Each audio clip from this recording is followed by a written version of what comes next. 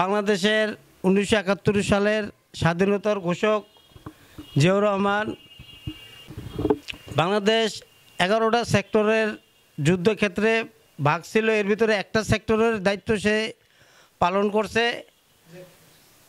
এরপর যে সারা বিশ্বে আপনার যে বিশ্বের নেতা কীভাবে হইল, বিশ্বের নেতা হইল সারা পৃথিবীতে যে যখন বিশ্বব্যাংক আমেরিকায়, তখন আরব কান্ট্রি দেশগুলা একত্রিত হইয়া মেজর জিয়ার নেতৃত্বে, জিয়াউর রহমানের নেতৃত্বে বলছে এই বিশ্বব্যাংক আমাদের মুসলিম কান্ট্রিতে আমরা নিয়ে আসতে চাই।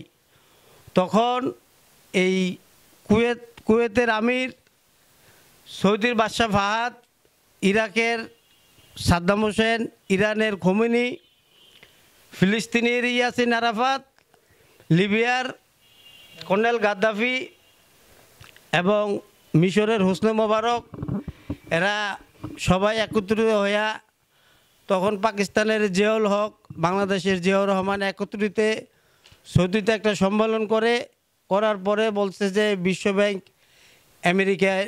আমেরিকার থেকে সৌদিতে নিয়ে আসব।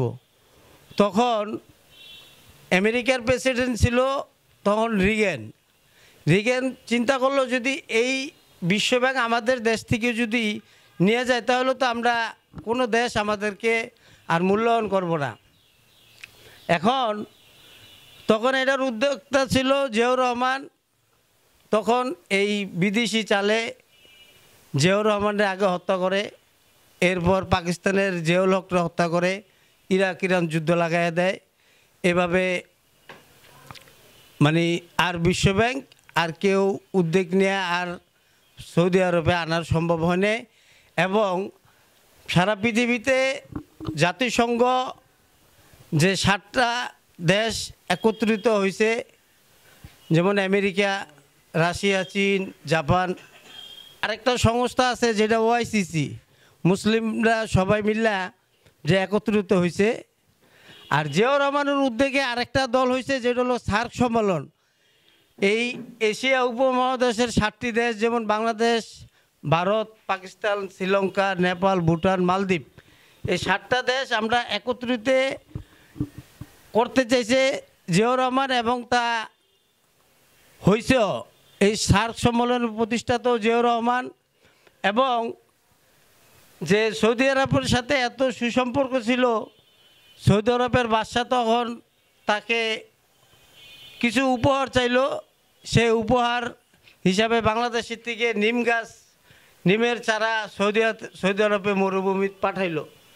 এই সৌদি আরবের মরুভূমির যে এই নিমের চারা এখন সারা সৌদিতে মরুভূমিতে এখন যে গাছের নাম এখন জিয়া গাছ নামে সারা পৃথিবীতে সবাই জানে। এই জিয়ার নাম শুধু শেখ হাসিনা স্বৈরাচার সরকারই তার নাম মুছতে চাইছে, কিন্তু পৃথিবীর বুকে কিয়ামতের আগ পর্যন্ত এই জিয়াউর রহমানের নাম মুছতে পারবো না।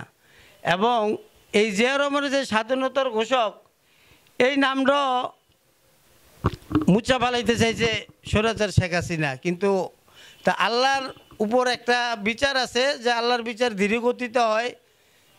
ওর যে এরকম পতন হয়েছে, এখন যদি বাংলাদেশের বুকে কেউ আমূলিক বলে আমি আমূলিক করি, তারও বর্তমান দেশে থাকতে পারে না। শেখ হাসিনা তো বলেছে এগো শেখ পরিবারের বাংলাদেশের কোনো জায়গায় বাংলাদেশের বুকে তাকে স্থান এখন বর্তমান নাই। এবং তার যে কর্মী, এই কর্মীগুলো বর্তমান বাংলাদেশে বর্তমান নাই, ওরা বিভিন্ন দেশে এখন পলাতক আছে। জিয়াউর রহমানের আর গুণের কথা সারা রাত বললেও শেষ হইব না।